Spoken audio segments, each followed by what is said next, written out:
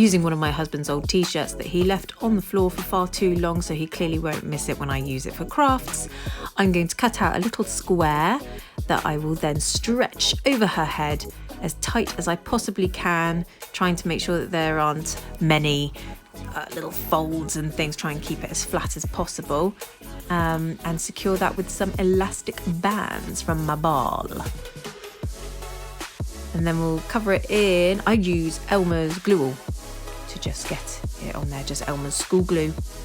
And I do about 3 to 4 layers, and I hairdryer in between each layer to make sure that it is really dry, and then I leave it for about 24 hours to harden and cool down and just really solidify and make sure that it's not going to go anywhere.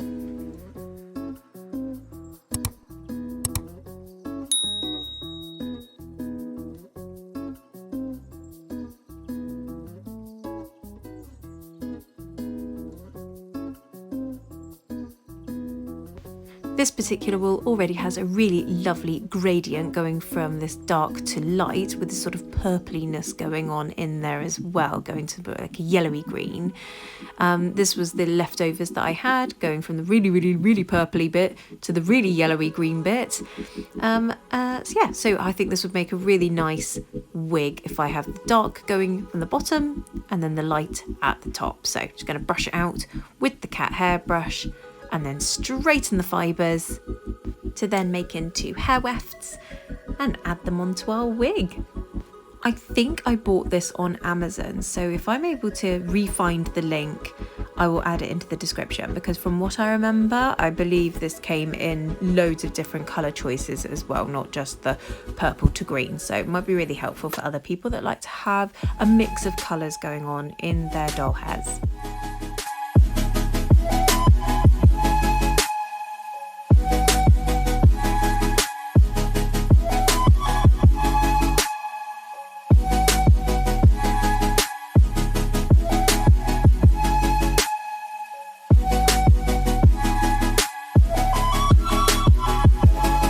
And we've got the silicone Nerdy Crafter mat out, because we are going to use hot glue. This is the Hexdian method of using the hot glue to make the hair wefts. I don't know if anyone did it before Hexdian, but they are the ones that taught me to do this, therefore they are the ones that get the credit. So it's just place the hair down, get the hot glue over the top, and then with my little protected finger, I'm going to squish it down, and it dries in like no time at all, and you're able to chop it up. It's just the quickest way to make hair wefts, in my opinion. No, yeah, these finger protectors are quite cheap, so I had to double sock it. Otherwise, my finger just kept getting really hot.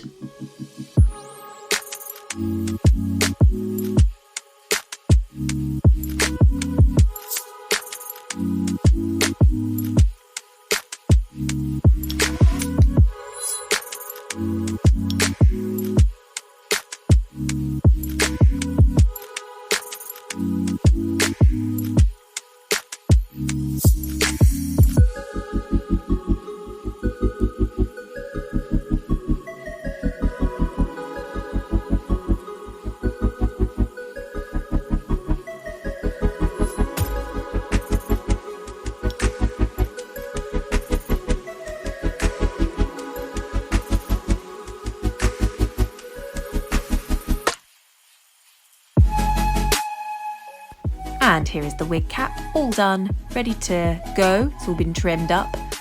I've kept the cling film over her face because, again, we're going to use the hot glue to attach the wefts. I know it gets bulky. I know. But I'm really impatient and I don't want to wait for any other kind of glue. This is quick and I like that. So we're sticking with it.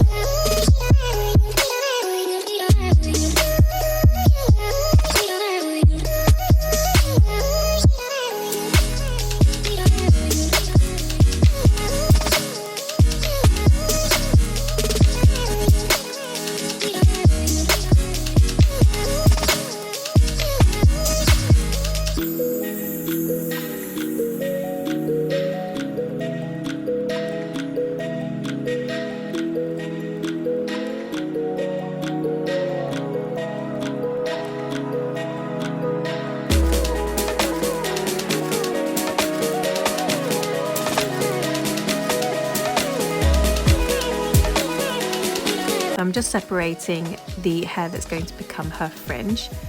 It's really springy when I cut it, so I have to go in with a razor to try and round it off and calm it down a bit, because as you can see, it just juts forward.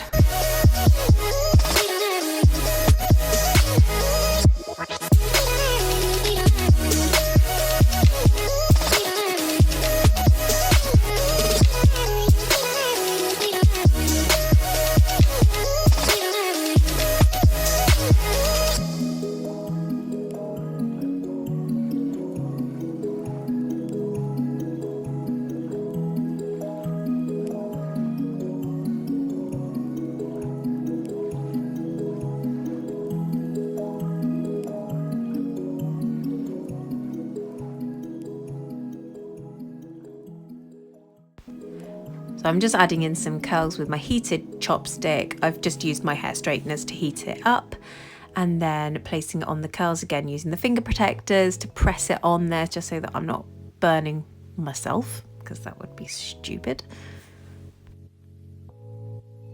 I also curled her little fringe as well, because that made it look a lot nicer and sit much better on the face. So let's get the face freed from the plastic wrapping. She has been tortured enough. Unfortunately, my camera does not capture the entire process because of battery issues, but I am just drawing up some sketches for a jacket. And here's the jacket. Also, hello, look at my nails. These are stunning. They are so Eastery and look like mini eggs. Anyway, so here's the little jacket that I decided to make. And I know what you're thinking, why on earth is it purple? I'll tell you why. One, it's my doll, I can do what I want. And secondly, I decided to just add in an extra colour because I thought not many people are going to wear just full on green and that's it. I wanted to have a slight realisticness going on, so I added the purple. I also made her a very fitted t-shirt here, really cute little, or blouse top, I don't know what you want to call it, but there it is.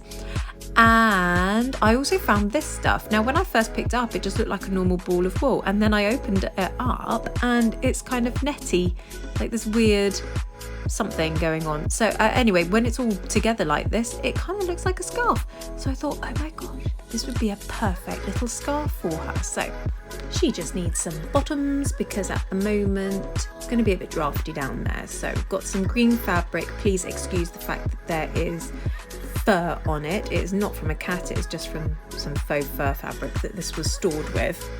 But we're going to have a go at making some trousers. Now on Instagram I found this extremely talented pattern, like doll clothes maker, and they actually let their patterns be on the internet for free, which is incredible. They don't yet have a Ko-fi or a page to leave tips, but go and find them, follow them, and then if you ever use their patterns, as soon as they start taking tips, throw them at them, because this is incredible that they let this stuff out for free.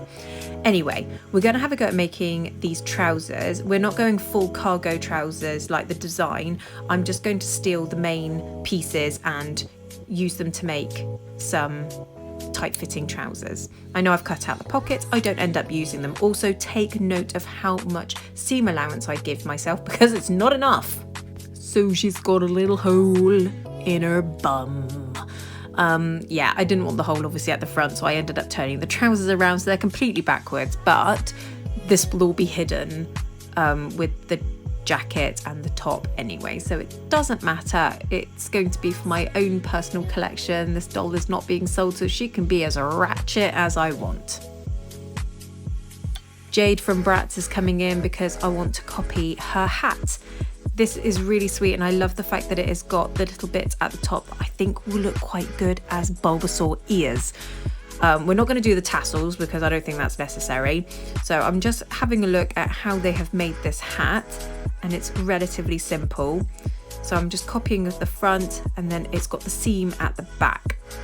So I'm literally just copying it on there, getting it onto my nice little stretchy jersey fabric. It's a really thin jersey as well, so it'll work nicely. I did use my Yoo-hoo glue to fold up the bit that's going to be the bottom of the hat that will be on her hairline, so that'll be nice and straight. whizzed it through the sewing machine, and I over-exaggerated the seam at the top so that the ears were a bit more pronounced. Ears, you know what I mean. Yeah, I end up just folding it up one more time at the bottom just so that it's not such a long hat, but I think it works really well. I'm really chuffed with how this turned out.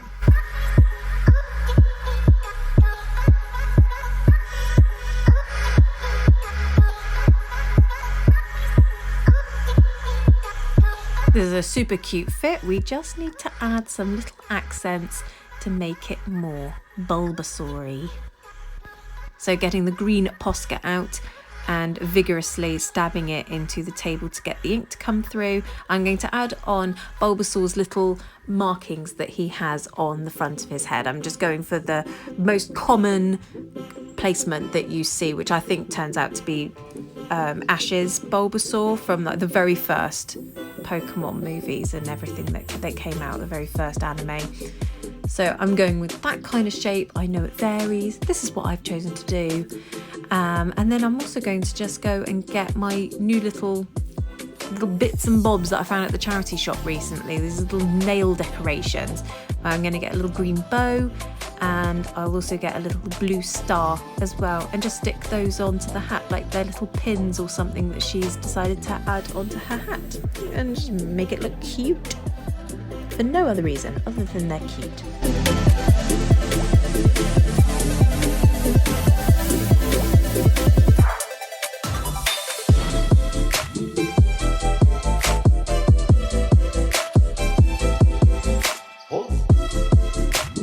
Bulbasaur would be nothing but a naked frog without his bulb, so we're going to give her a little bulby backpack that I made out of foam clay covered in fabric, and we're just making some little faux leather straps.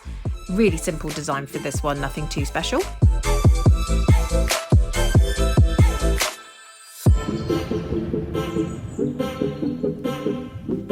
Being very careful to not stick my own fingers to the jacket, which I failed at, I'm just adding some diamantes on to act as buttons. Once those are on, the doll is done.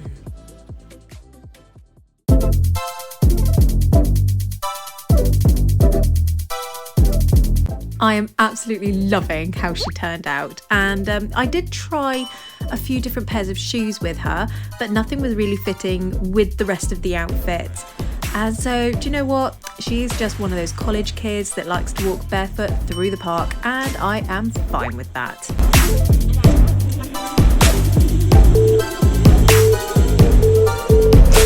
Thank you so much for watching my video. It really means so much to me that people are enjoying them. I have got a couple of interesting projects coming up. So if you enjoyed this video, please give it a like. It really helps with the algorithm getting my videos to more people. But if you actually ended up loving it, hit that subscribe button, ding that bell, and then you will never miss a future video from me. And until next time, bye-bye.